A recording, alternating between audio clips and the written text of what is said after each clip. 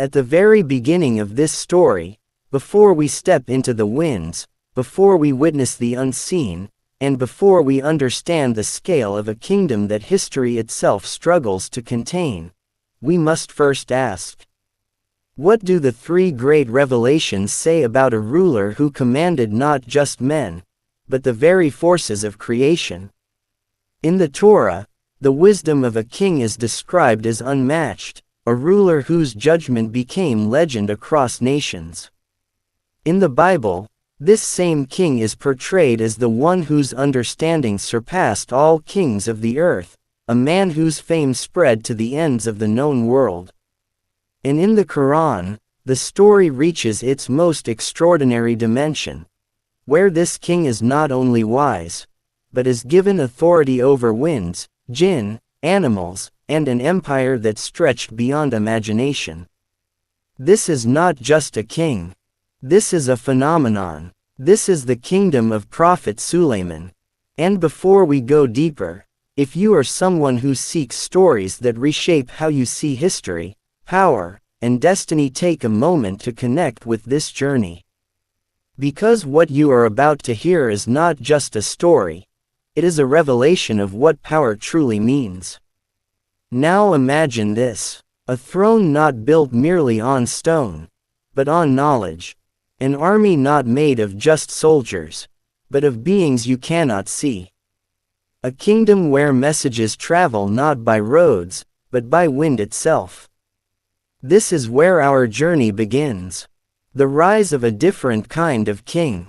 Most kings inherit land, some conquer it, but Suleiman inherited something far more dangerous: knowledge. He was the son of a prophet king, Dawood, a ruler who combined justice with divine guidance. But what Suleiman received was not just a throne. It was an expansion of authority that had never been seen before. The Quran tells us that Suleiman said, "My Lord, forgive me and grant me a kingdom that will not belong to anyone after me." And that prayer was accepted. But what does it mean to have a kingdom that no one else will ever have again? It means boundaries no longer apply. It means rules are rewritten.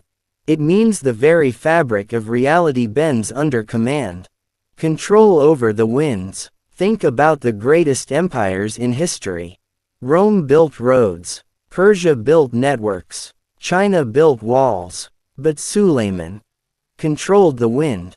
Not metaphorically, literally. The wind became his transport system. A journey that would take months for ordinary travelers could be completed in hours. The Quran describes how the morning journey of the wind was equal to a month, and the evening journey another month. Pause for a moment and truly understand this. Trade routes, military movement, communicatio, exploration, all of it was accelerated beyond human limits. This was not just an advantage. This was dominance. While other kingdoms were limited by geography, Suleiman existed above it, and this is where we begin to see something powerful. Because this was happening in a time that historians call the Iron Age, a period where civilizations were just beginning to consolidate power, to build structured state, to expand trade networks. And yet here was a kingdom, operating at a level centuries ahead. The army no one could imagine, but the wind was only the beginning. Because Suleiman did not just command the natural world, he commanded the unseen. The Quran tells us that his army consisted of humans, jinn, and birds, all organized into ranks. Think about the implications of that. Humans, limited by strength and time. Birds, masters of surveillance. And jinn, beings of a different dimension, capable of speed, strength, and abilities beyond human comprehension. This was not an army. This was a system, a perfectly coordinated structure where every element served a purpose. Birds acted as scouts, gathering intelligence from distant lands. Jinn carried out tasks that would take humans years. In moments, humans governed, strategized, and implemented. This is what we would call today a multi-domain command structure. But Sulaiman had it, thousands of years ago, the language of creation. And then, there is something even more extraordinary. Sulaiman understood the language of animals. This is not poetry. This is explicitly mentioned. There is a moment in the Quran where an ant warns its colony. Enter your homes so that Sulaiman and his army do not crush you unknowingly. And Sulaiman hears it. He smiles. He understands. And he thanks God for this blessing. Now stop and think. Communication is power. The ability to gather information, to understand signals, to interpret the environment, is what defines leadership. Sulaiman did not just communicate with people. He communicated with creation itself. Nothing was hidden from him. The diplomatic empire. But power is not just about control. It is about influence. And this is where Sulaiman becomes even more fascinating. Because despite having overwhelming power, he did not rely solely on force. He used diplomacy. One of the most famous encounters in history is between Sulaiman and the Queen of Sheba, a powerful ruler from a distant land who had built her own kingdom on trade, intelligence, and strategy. When Sulaiman learns about her, he does not invade. He sends a message, a letter, inviting her not to submit to him, but to recognize the truth. This is a completely different approach from the kings of his time. Most rulers expanded through war. Sulaiman expanded through persuasion, through demonstration of power, without unnecessary destruction. And when the Queen of Sheba arrives, what she witnesses changes everything. But that part of the story is where things become even more unbelievable. Parallel to the real world. Now let us step back for a moment.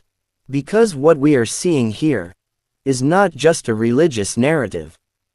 It aligns with something happening in human history. The Iron Age was a time when kingdoms began to centralize power. Administrative systems were being developed. Trade networks were expanding across regions. Leaders were learning that controlling resources, communication and information was the key to dominance. And here, in the story of Sulaiman, we see all of these elements, but at a level far beyond what history records elsewhere. Control of movement, through wind. Control of intelligence, through birds and jinn. Control of diplomacy, through strategic communication. Control of governance, through unmatched wisdom. It is as if this kingdom was a prototype of what future empires would try to become. A glimpse of what is coming. But this is only the beginning. Because in the next part of this journey we will witness something that will challenge everything you think you know about power. A throne, transported across vast distance, in the blink of an eye. A queen, whose entire worldview is about to collapse. And a kingdom that proves true authority is not just about ruling others. It is about understanding the limits of human power, and what lies beyond it. And if you think what you have heard so far is extraordinary, then prepare yourself. Because the real moment, the moment that defines this entire story, is still ahead. The story now moves into a moment so extraordinary that if it were not preserved in Revelation, it would be dismissed as myth. But this is where the kingdom of Sulaiman reveals its true nature. Not just power, not just control, but precision and purpose. The discovery that changed everything. Among the countless elements of Sulaiman's kingdom, there was one system that made his rule nearly unmatched. intelligence, information, awareness. Nothing escaped his network, and one day, during the inspection of his forces, Sulaiman noticed something unusual. A bird was missing. Not just any bird. The hoopoe, in Arabic, hudhud, a small creature, but with a role far greater than its size. Sulaiman did not ignore it. He did not overlook it. He noticed. Because true leadership is not about seeing the obvious. It is about recognizing what is missing. He declared that if the bird did not return with a valid reason, there would be consequences. And just as quickly, the hudhud returned. But what it brought was not an excuse. It was intelligence, a kingdom beyond his borders. The hudhud spoke of a land far away, a powerful civilization, a people blessed with resources, wealth, and a highly organized system. And at the center of it was a queen, a ruler of immense authority, a woman who commanded loyalty, discipline, and a thriving empire. But there was one detail that changed everything. They worshipped the sun, not the creator, not the one who controls all things, but a creation itself. This was not just a difference in belief. This was a test, because Sulaiman's kingdom was not built on domination alone. It was built on truth, the letter that redefined power. Most kings would have prepared their armies.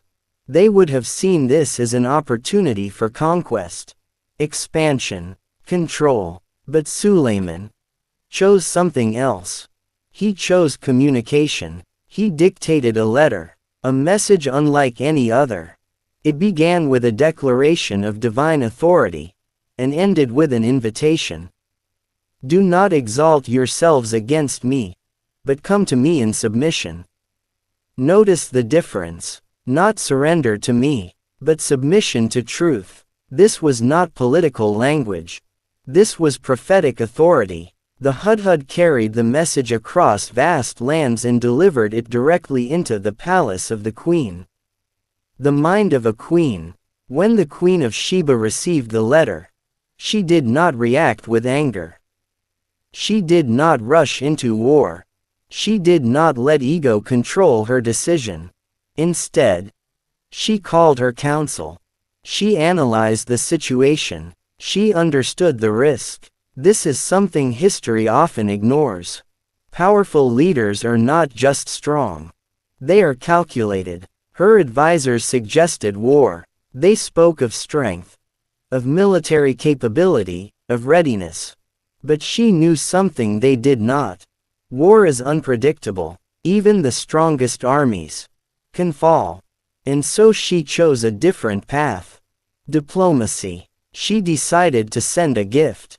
Not as submission, but as a test, because she understood something very important. If Sulaiman was a king like others, he would accept the gift. If he was something else, he would reject it. The rejection that shocked an empire. When the gift arrived, it was magnificent. Gold, precious materials, wealth beyond imagination. But Sulaiman did not even hesitate. He rejected it completely, and his response was a statement that shattered the logic of kingship. Do you provide me with wealth, when what God has given me is far greater? This was not arrogance. This was clarity. Because a man who controls the wind does not need gold. A ruler who commands Jinn does not seek material wealth. Sulaiman made it clear. This was not about resources. This was about truth. And then, he sent a warning. If they did not come willingly, he would come with forces they could not resist. Now the situation had changed. Completely. The queen's decision. At this moment, the Queen of Sheba faced a choice that would define her legacy. War, or wisdom, and she chose to go herself. Not as a defeated ruler, but as a leader seeking understanding. This decision alone separates her from countless rulers in history. Because it takes strength to fight, but it takes greater strength to question. The throne that defied reality. And now we arrive at one of the most astonishing moments in this entire story. As the queen began her journey, Sulaiman turned to his assembly. He asked a question: which of you can bring me her throne before she arrives? Think about what this means. A throne, from a distant kingdom, across vast lands, transported, before its owner even reaches the destination. This was not a test of strength. This was a demonstration of capability. A powerful jinn stepped forward. He said he could bring it before Sulaiman rose from his place. That alone is beyond human comprehension. But then another voice emerged. A man with knowledge of the book. He said, I will bring it to you before your glance returns to you. In other words, instantly, and in the next moment, the throne was there, placed before Sulaiman. No delay, no journey, no visible process, just arrival. What does this mean? This is not just a miracle. This is a statement, because knowledge surpassed power. The jinn offered speed, but knowledge offered immediacy. And this is a lesson that echoes through time. Strength can achieve much, but knowledge changes the rules entirely. The test of perception. Sulaiman was not finished. He ordered that the throne be altered slightly, changed just enough, so that when the queen arrived, she would be asked a question. Is this your throne? Why? Because this was not about deception. This was about perception. Would she recognize it? Would she hesitate? Would she understand what she was witnessing? And when she finally arrived and saw the throne, she responded with something remarkable. It is as though it is the same. Not a simple yes, not a denial, but a careful, intelligent response. She knew something extraordinary had happened. But she chose her words with precision. Because she was not just observing power. She was analyzing it, the palace of illusion. And then came the final moment. Sulaiman invited her into his palace. But what she saw was beyond anything she had ever imagined. The floor appeared to be water, clear, flowing like a pool. She lifted her garment thinking she would step into water. But it was not water. It was glass, perfectly crafted, flawless. A surface so advanced that it created an illusion powerful enough to deceive perception itself. This was not just architecture. This was a demonstration, a message. Your understanding of reality is limited. The moment of realization, and in that moment, everything changed. The queen understood. This was not a king like others. This was not a kingdom built on ordinary power. This was something beyond human systems. And she declared, My lord, I have wronged myself, and I submit with Sulaiman to the Lord of all worlds. This was not defeat. This was awakening. What we are beginning to see. Now step back again. Look at the full picture. A ruler who commands wind. An army of humans, jinn, and birds. A global intelligence network. A diplomatic strategy that avoids unnecessary war. A demonstration of power that reshapes perception. And a conversion not forced but realized. This is not just governance. This is mastery. But there is still one part left. Because even with all of this, there is a question that remains unanswered. What happens when a kingdom like this comes to an end? Because every empire, no matter how powerful, faces a moment where its strength is tested, in a way no army can defend against. And in the final part, we will witness that moment. The moment where even the greatest kingdom reveals its true reality. There is a pattern that runs through all of human history. Empires rise. Power expands. Control reaches its peak. And then, something happens that no one expects. Something that no army can stop. No intelligence network can predict.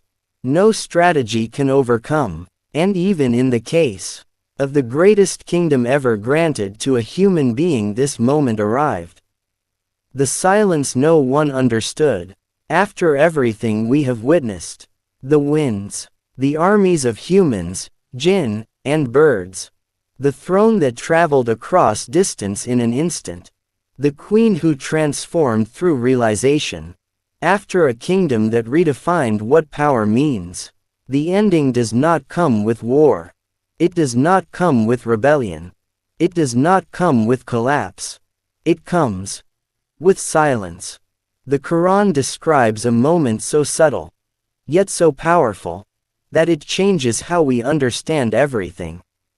Sulaiman stood, leaning on his staff, still, unmoving. To those around him, nothing seemed unusual.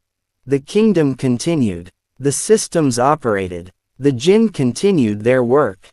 Time passed, but something had already happened. Sulaiman had died. The illusion of control. Pause here, because this is one of the most profound moments in the entire story. A king who commanded the wind. A ruler whose orders were carried out by unseen beings. A leader whose authority extended beyond human limits. And yet, his death went unnoticed. Not for a moment, not for an hour, but for a period of time, while the entire system continued, as if nothing had changed. Why? Because the jinn, despite all their abilities, did not know the unseen. They did not know he had died. They continued working, believing he was still alive, until something small, something almost insignificant revealed the truth. A creature, a termite. It began to eat the staff, the very thing that was holding Sulaiman upright.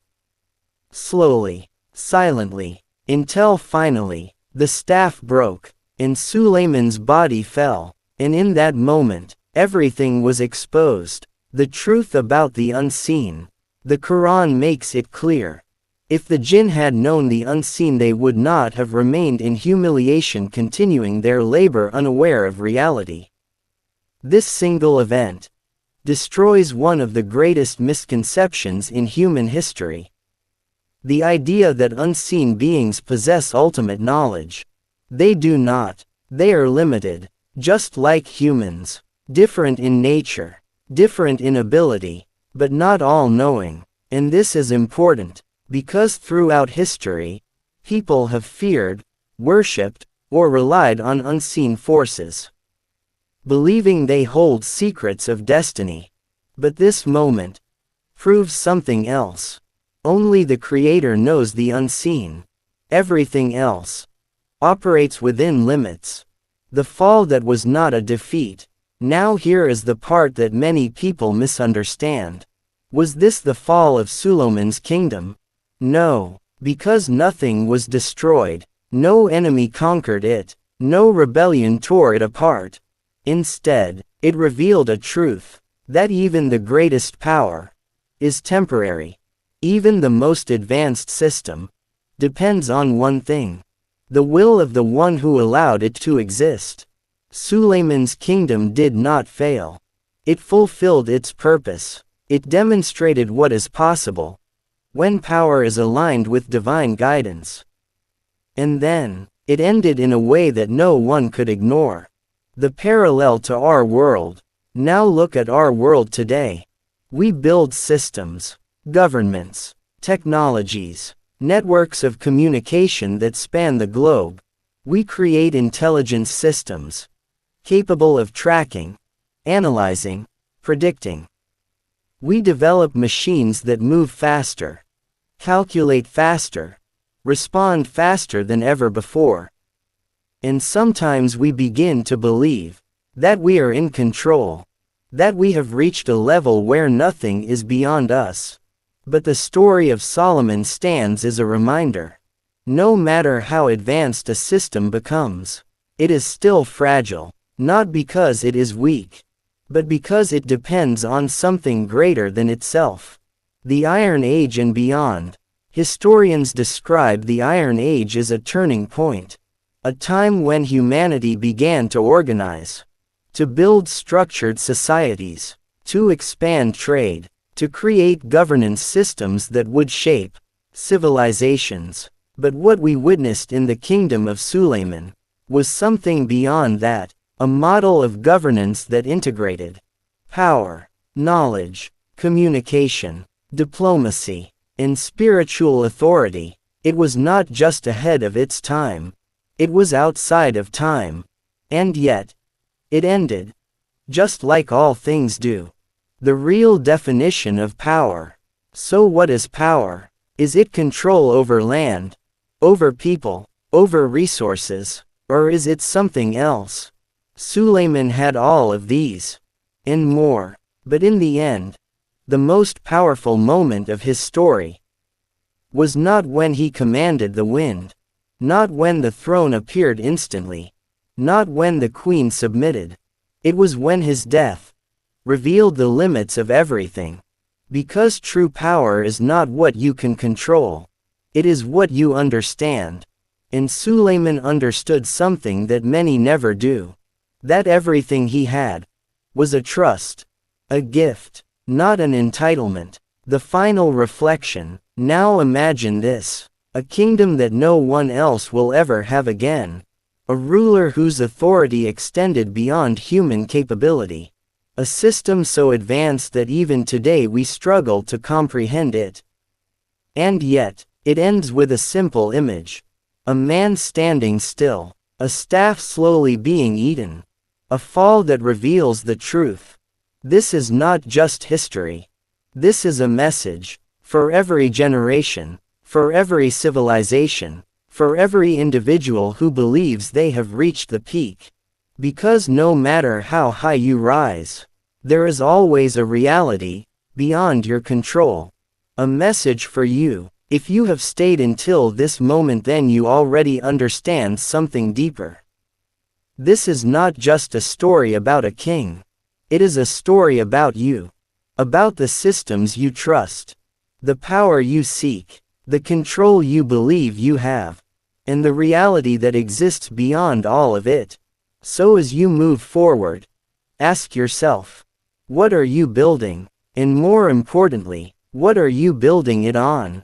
Because the difference between a kingdom that lasts and a lesson that remains is not power, it is purpose. And if this journey made you see history in a way you have never seen before, then stay connected to this path. Because there are many more stories, many more truths waiting to be uncovered. The next one might change everything you think you know.